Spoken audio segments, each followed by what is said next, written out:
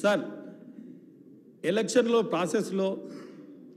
ఎలక్షన్లో క్యాన్వాసింగ్ చేసే క్రమంలో మన ముఖ్యమంత్రి గారు రేవంత్ రెడ్డి గారు ఎన్నో సందర్భాలలో మీ ఇంటెలిజెన్స్ చీఫ్ ఆర్డర్, మీ ఇంటెలిజెన్స్ భువనగిరి ఏసీపీ ఎవరు, మాదాపూర్ ఏసీపీ ఎవరు, మీ టాస్క్ ఫోర్స్ ఇన్స్పెక్టర్ ఎవరు, మీ టాస్క్ ఫోర్స్ డీసీపీ ఎవరు, ఇవన్నీ కూడా కె శంకర్ గారు. అధ్యక్ష, ఈరోజు చాలా సంతోషమైన రోజు అధ్యక్ష. ఈరోజు సభలో అందరి సమక్షంలో సభలో చిరకాల ఆకాంక్ష,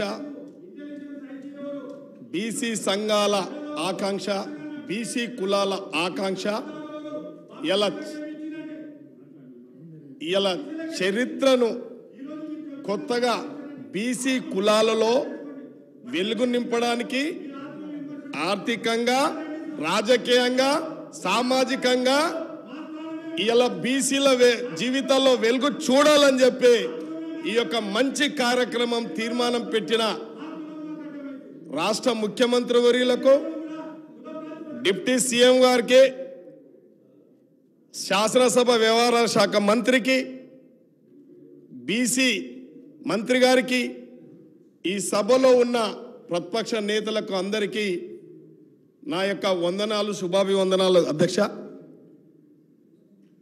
ఇవాళ స్వాతంత్రం వచ్చి 76 సంవత్సరాలు అవుతా ఉంది. ఇవాళ స్వాతంత్రం వచ్చిన తర్వాత ఆ రోజు నాయకులు, జాతీయ నాయకులు నిస్వార్థంగా భారతదేశంలో ఉన్న ప్రతి ఒక్కరూ సమానంగా రాజకీయంగా, ఆర్థికంగా, సామాజికంగా సమానంగా స్వేచ్ఛగా బతకాలనే ఒక ఆలోచనతోని ప్రజాస్వామ్య ప్రభుత్వాలు ఏర్పాటైనాయి. ప్రజాస్వామ్య ప్రభుత్వాలు ఏర్పాటైన తర్వాత ఈ దేశంలో 2% ఉన్న వాళ్ళే ఈ దేశాన్ని పరిపాలించారు. ఇవాళ 7%, 8% ఉన్నోళ్ళు ఈ రాష్ట్రాన్ని పరిపాలించారు అధ్యక్ష. ఇవాళ చాలా సంతోషమైన తీర్మానం ప్రవేశపెడితే మా మల్లన్నకు బాధ అవుతుంది అధ్యక్ష. అధ్యక్ష, ఈరోజు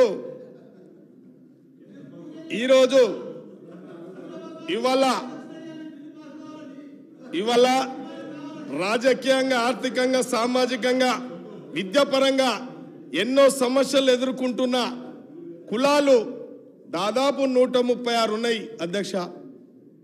ఈ 136 కులాలలో ఇవాళ కూడా రాజ్యాధికారాన్ని కానీ, ఇవాళ సంక్షేమాన్ని కానీ, అభివృద్ధి కానీ నేర్చుకొని కులాలు ఇవాళ అత్యంత వెనుకబడ్డ కులాలు ఇవాళ ఈ రాష్ట్రంలో ఉన్నాయి అధ్యక్ష. మనము ఎప్పటికప్పుడు పాలకులు ఈ కులాలను రాజకీయంగా వాళ్ళ వెసులుబాటుతనానికి ప్రలోభ పెట్టుకుంటూ ఇవాళ పార్టీలు పబ్బం గడుపుతూ ఉన్నాయి. రాజకీయ నాయకులు కూడా పబ్బం గడుపుతూ ఉన్నారు అన్ని పార్టీలల్లో, ప్రాంతీయ పార్టీలలో. అవసరం వచ్చినప్పుడే సత్యవంతమైన మాటలు మాట్లాడతారు, అధికారం అప్పచెప్పట్లో మాత్రం వెనకంజ చేస్తారు అధ్యక్ష. ఇవాళ రాష్ట్ర ముఖ్యమంత్రి ఇవాళ ఒక రజకునిగా ఈ శాసనసభలో మిమ్మల్ని ఎదిరించే పరిస్థితికి వచ్చినట్టే అర్థం చేసుకోవాలి రాజేశ్వర రెడ్డి అన్న. ఇవాళ కాంగ్రెస్ పార్టీ యొక్క ఘనత, కాంగ్రెస్ పార్టీ యొక్క ఆలోచన విధానం ఒక సామాన్య రజక కుటుంబానికి సంబంధించిన నన్ను ఆదరించి ఈరోజు నిన్ను ఎదిరించే స్థాయికి తెచ్చిందంటే అది మీరు అర్థం చేసుకోవాలి అధ్యక్ష.